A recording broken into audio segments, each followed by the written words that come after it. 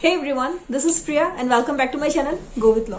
तो सबसे पहले तो मैं आप सभी को कांग्रेचुलेशंस बोलना चाहती हूँ, क्योंकि आप लोगों ने कई सारे मेहनत किए हैं एआईबी के लिए। बहुत मैंने देखा है ना, कई मतलब कितने सारे कॉल्स आए मुझे, मैसेजेस आए एआईबी के लिए। एग्जाम के एक दिन पहले भी, जिस दिन एग्जाम हुई आप लोगों की, यानी कि 22 दिसंबर को आपने दिया था एआईबी, ठीक है।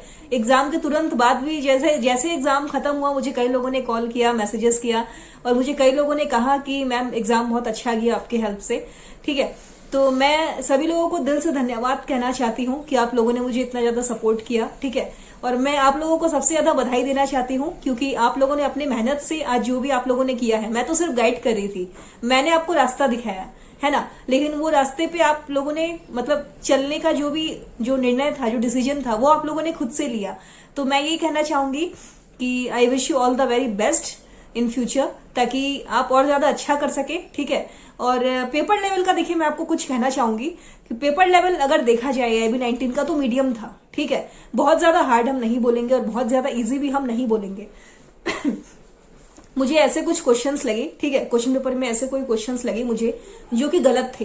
तो 3 से 4 क्वेश्चंस तो मुझे ऐसा लग ही रहा है कि गलत ही है बिल्कुल, ठीक है। एक कॉन्स्टिट्यूशन का क्वेश्चन था उसमें, कि मेरे पास है वो क्वेश्चन, मैं पेपर चेक कर रही थी अभी, ठीक है। तो मुझे सेट ए का इसमें कुछ क्वेश्चन गलत लगा।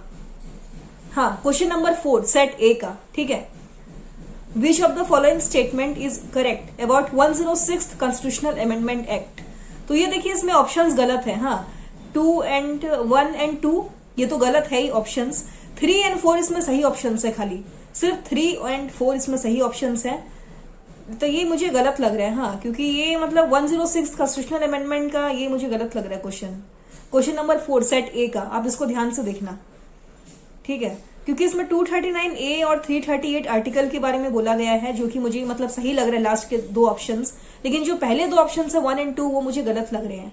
और बीएनएस से मैंने देखा कई सारे क्वेश्चंस आए हैं, न्यू क्रिमिनल लॉ से, बीएनएस से, बीएनएसएस से, बीएसए से, भारतीय साक्ष्य अधिनियम से, ठीक है।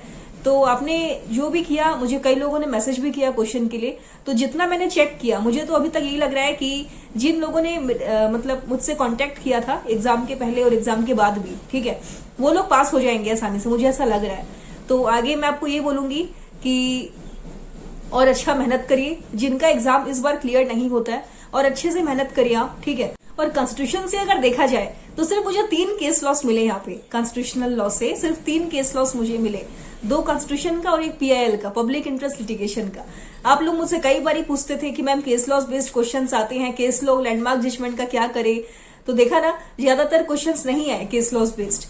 जितने थे 70% मुझे डायरेक्ट क्वेश्चन से मिले सारे के सारे, ठीक है। आप डायरेक्ट उठाते तो आपको मिल जाता, लेकिन अभी भी कई लोग मुझे बोल रहे हैं कि मैम मेरा 40 आ रहा है, 39 आ रहा है। तो मुझे नहीं पता कि आप लोगों ने कैसे क्या किया, क्योंकि मैंने तो अपनी तरफ से बहुत सारी स्ट्रेटेजीज बताई थी आप सभी को, ट्रिक्स बताए थे कि कैसे डायरेक्ट से आंसर खोजते हैं, ठीक है। अब देखिए, एक एक चीज आपको क्वेश्चन में नहीं मिलेगा इसमें, ठीक है। जैसे मान लीजिए कॉन्स्टिट्यूशन का एक क्वेश्चन आया था, impeachment of procedure of parliament president, impeachment procedure of president का एक क्वेश्चन आया था एआईबी में, मैंने देखा था।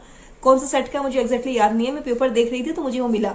तो वो अगर आप कॉन्स्टिट्यूशन का इंडेक्स खोलते ना, उसमें अगर आप प्रेसिडेंट वाले चैप्टर में जाते प्रोविजंस में, तो उसमें आपको इंडेक्स में ही मिल जाता है कि इम्पीचमेंट प्रोसीड्यूर ऑफ प्रेसिडेंट, ठीक है ना। तो इस तरीके से देखिए, कुछ कुछ खोजने भी पड़ते हैं। जिन लोगों ने खोज लिया अच्छे से आंसर, वो आराम से पास हो जाएंगे। हाँ, और एक बात आपको बता दूं, कई लोग मुझसे पूछ रहे थे कि मैम ऑफिशियल आंसर की कब आएगा। तो देखिए, अभी तो कोई अपडेट है नहीं, जैसे अपडेट आती है मैं आप लोगों को बता दूंगी।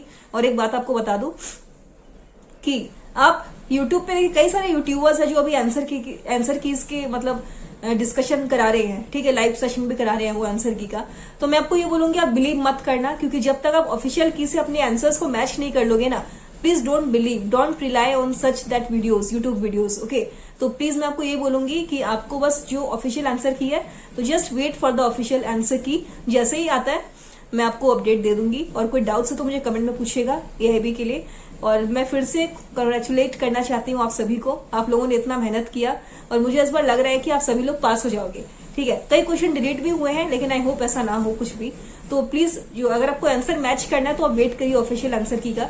ऐसे आप यूट्यूब वीडियोस देख लो, सर्च कर लो, वो बात अलग है, लेकिन जो फाइनल आंसर की आएगा उससे, वो तो बाद में आएगा, उससे पहले आएगा प्रोविजनल आंसर की, ऑफिशियल जो आंसर की है। तो उसमें अगर देखिए कुछ क्वेश्चन डिलीटेड भी हो सकते हैं, विड्रॉन भी हो सकते हैं, तो वो हम कुछ बता नहीं सकते। तो प्लीज आप अपडेट्स का वेट करिए। और ऐसे ही यूजफुल वीडियोस की जानकारी आप तक पहुंचती रहेगी, तो चैनल को प्लीज सब्सक्राइब कर दीजिएगा। Thank you.